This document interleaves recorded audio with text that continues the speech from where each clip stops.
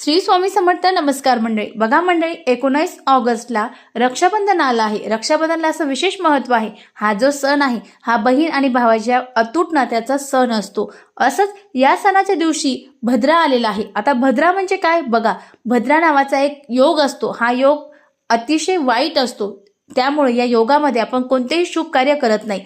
अशी पौराणिक कथा आहे की रावणाच्या बहिणीने रावणाला भद्रा काळामध्ये राखी बांधली होती आणि त्याचमुळे त्यांचा 2 महिन्यानंतर मृत्यू झाला, अशी पौराणिक कथा आहे. त्यामुळे आपल्या भावाच्या रक्षणासाठी, आपल्या भावाला दीर्घ आयुष्य लाभण्यासाठी आपल्याला शुभ काळामध्येच आपल्या भावाला राखी बांधायची आहे. आता शुभ जो मुहूर्त आहे तो 19 ऑगस्टला दुपारी 1:30 सुरू होणार आहे, तर रात्री 9:08 असणार आहे. या शुभ मुहूर्तावर तुम्ही तुमच्या भावाला राखी बांधा आणि हा सण साजरे करा.